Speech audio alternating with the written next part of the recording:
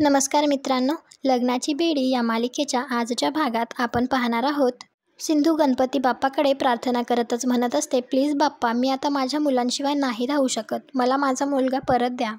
Please काहीतरी चमत्कार करा आणि मला माझा मुलगा परत मिळवून द्या.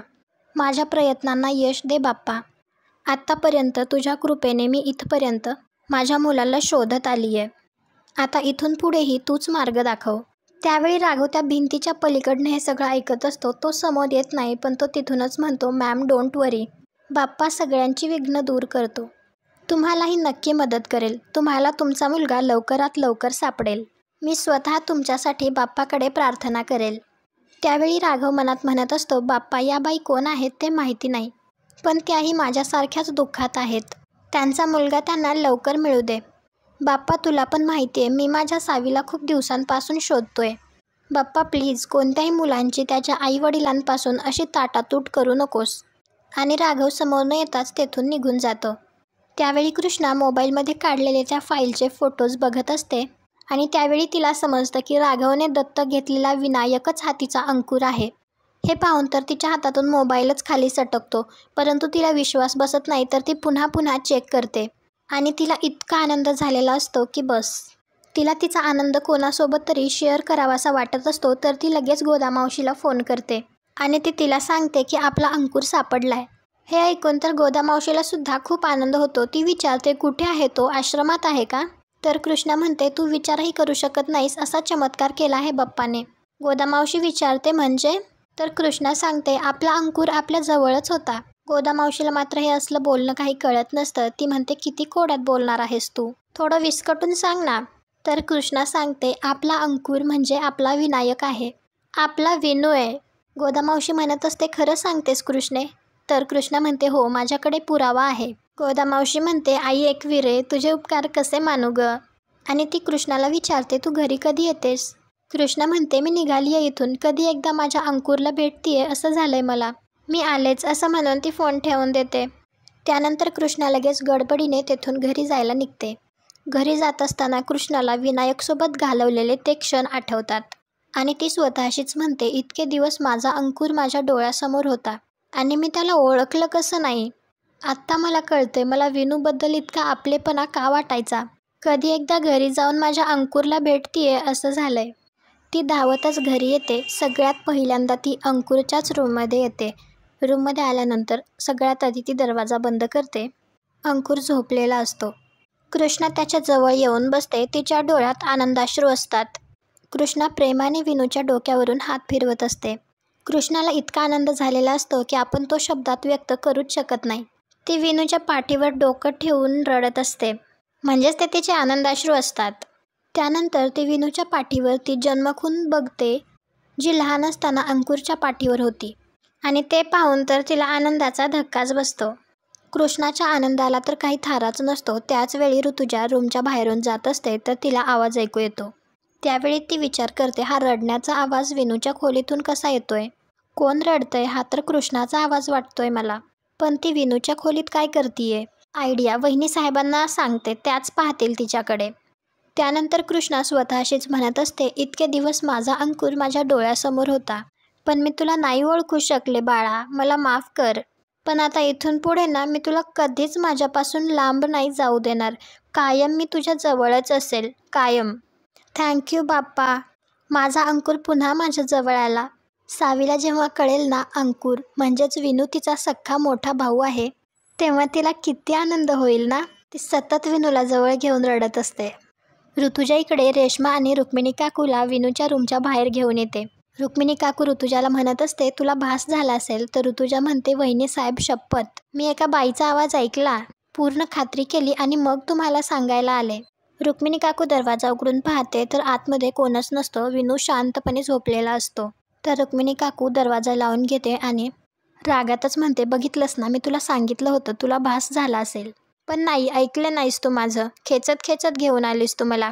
ऋतुजा म्हणत असते, नाही वहिनी साहेब, मी स्वतःच्या कानांनी एका बाईला रडताना ऐकलं. रेश्मा लगेच म्हणते, आई तुम्ही तर म्हणालात की कृष्णाच्या रडण्याचा आवाज आला होता. रुक्मिणी काकू ऋतुजाला म्हणते, तू पाहिलंस ना आत्ताच. तर ऋतुजा सांगायला लागते की मी माझ्या खोलीत जात होते, तेव्हा इथे एक बाई रडत होती, मी माझ्या कानांनी ऐकलं. तर रेश्मा म्हणते काकू आई म्हणतायत म्हणजे त्यांनी ऐकला असेल ना आवाज. रुक्मिणी काकू म्हणते तू गप्प बस. तू स्वतः पाहिलंस का कोणाला इथे रडताना. तर ऋतुजा म्हणत असते पण मी माझ्या या कानाने ऐकलंय ना. तर रुक्मिणी काकू म्हणते ठीक आहे आत बाई होती तर मग ती गायब कुठे झाली. ऋतुजा म्हणते वहिनी साहेब ती कृष्णाच होती, थांबा मी आतमध्ये जाऊन बघते. तर रुक्मिणी काकू तिला थांबवते आणि म्हणते नको विनू झोपलाय. तर रेश्मा म्हणते कृष्णाला तर लहान मुलं आवडत नाहीत, मग ती विनूच्या खोलीत कशाला येईल. म्हणजे ती उदास असेल रडत असेल तरीही ती स्वतःच्या खोलीत बसून रडेल ना, इथे विनूच्या खोलीत काय येईल. तर ऋतुजा लगेच हादरून म्हणते वहिनी साहेब म्हणजे आपल्याकडं भूत. आणि ती मोठ्याने ओरडत असते. तर लगेच रुक्मिणी काकू तिला गप्प करते आणि म्हणते तुझं डोकं तर ठिकाणावर आहे ना, तू आता घरची कामं करायला घे, म्हणजे असे विचार येणार नाही तुझ्या डोक्यात. रिकामं डोकं सैतानाचं घर, कळलं. ऋतुजा म्हणत असते वहिनी साहेब मी शपथ घेऊन सांगते एक बाई आतमध्ये रडत होती. रुक्मिणी काकू तिला घेऊन जाते. इकडे कृष्णा मनात विचार करत असते मधू तू अजून आईमधल्या शक्तीला ओळखलं नाहीयेस. तू आईच्या शक्तीला कमी समजण्याची चूक केलीस. माझ्या सावीला आणि माझ्या अंकुरला माझ्यापासून लांब केलंस ना. त्या दोघांना तुझ्या तावडीतून सोडवल्याशिवाय मी गप्प बसणार नाही. तू माझं सर्वस्व माझ्यापासून हिरावून घेतलंस. आता बघ मी तुझी कशी वाट लावते ते. त्यानंतर कृष्णाला सावीची खूप आठवण येत असते. तर ती तिचा फोटो मोबाईलमध्ये पाहत बसलेली असते. तो फोटो गोदा मावशीला दाखवतच म्हणते सावीची काय अवस्था झाली आहे बघतीयस ना मावशी.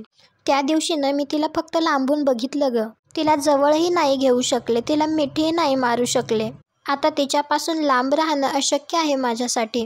गोदा मावशी म्हणते कृष्णे कळतंय मला, पण तो दिवस सुद्धा लवकरच येईल आणि हे जे काही नाटक आहे ना ते सुद्धा लवकरच संपेल. सावी अंकुर तू आणि पोलीसवाला सुखाने नांदाल बघा. कृष्णा म्हणते मी सुद्धा त्या दिवसाची खूप आतुरतेने वाट पाहतीये. गोदा मावशी विचारते तुमचं लग्न कधी आहे, म्हणजे पोलीसवाल्याच्या आईशी काही बोलणं झालं का तुमचं. कृष्णा म्हणते आई काय ग, आई तर आमचं उद्याही लग्न लावायला तयार आहेत, पण रुक्मिणी काकूंना कृष्णा सून म्हणून मान्य नाहीये ना. आता त्यांनी मला एक नवीन चॅलेंज दिलंय. गोदा मावशी म्हणते चॅलेंज, आता हे काय नवीन. कृष्णा म्हणते जाऊ दे मावशी तू दुर्लक्ष कर त्याकडे, मी बघते त्याचं काय करायचं, तू फक्त सावीची काळजी घे. आता सावीला मधूच्या तावडीतून सोडवण्यासाठी मी लग्नापर्यंत थांबणार नाही, त्याआधीच सावीला मधूच्या सावडीतून सोडवून आपल्याकडे आणू. गोदा मावशी म्हणते त्या माजुरटीला चांगलाच धडा शिकव. कृष्णा म्हणते तू काळजीच करू नकोस, माझ्या मुलांचा वापर करून खूप मोठा डाव खेळली आहे ही मधू. मला घरातल्यांसमोर वाईट ठरवलं आणि स्वतःची इमेज चांगली केली. मला वाईट ठरवलं याचं दुःख नाहीये मला, पण तिने माझ्या अंकुरची खरी ओळख पुसण्याचा प्रयत्न केला आणि त्यासाठी मी तिला कधीच माफ करणार नाही. गोदा मावशी म्हणते कृष्णे देवाच्या काठीला आवाज नसतो, पण ती ज्याला पण बसते ना तेव्हा खूप मोठा आवाज होतो. आणि आता त्या माजुरडीच्या पेकाटात न्यायाची काठी बसण्याची वेळ आली आहे. कृष्णा म्हणते बरोबर बोलतीयस तू. एकदा का माझ्या सावीला त्या मधूच्या तावडीतून सोडवलं ना की ती काठी मीच त्या मधूच्या पेकाटात घालणार आहे. माझ्या मुलांना दिलेल्या प्रत्येक त्रासाचा हिशोब मी त्या मधूकडून वसूल करणार. गोदा मावशी म्हणते हो मी आहे तुझ्यासोबत, तू फक्त बोल काय करायचं आहे. कृष्णा म्हणते वेळ आली की नक्की सगळं सांगेल. आणि आजचा भाग इथेच संपतो. पुढील भागात आपल्याला पाहायला मिळणार आहे सगळी पूजा मांडलेली असते आणि रुक्मिणी काकू कृष्णाला म्हणते जे व्रत पूर्ण करण्याची वेळ आली आहे ना ते व्रत पूर्ण कर. श्रावणी सोमवारचं हे व्रत नवऱ्यासाठी करायचं असतं, त्याला दीर्घायुष्य मिळावं म्हणून हे व्रत करायचं. हवनकुंडात अग्नी प्रज्वलित करायचा, त्यात आहुती टाकत राहायचं. तर कृष्णा ती पूजा करण्यासाठी बसते. तर ऋतुजा म्हणते काहीही झालं तरी जागेवरून उठायचं नाही. रूमच्या बाहेर आल्यानंतर ऋतुजा रुक्मिणी काकूला म्हणत असते त्या हवनाच्या लाकडांखाली मी गौऱ्या कापूर असा भरभरून ठेवलाय ना, ती जेव्हा पण हवन पेटवेल तेव्हा काय होईल. तर रुक्मिणी काकू म्हणते तिला नाईलाजाने हवनावरून उठावं लागेल आणि बाहेर निघून जावं लागेल. काहीही झालं तरी कृष्णा काही हवनावरून उठत नाही. तुम्हाला हा भाग कसा वाटला ते कमेंट करून सांगा. व्हिडिओला लाईक करा, आपल्या मराठी मालिका या चॅनलला सबस्क्राईब करा, बेल आयकॉन प्रेस करा. भेटू उद्याच्या भागात.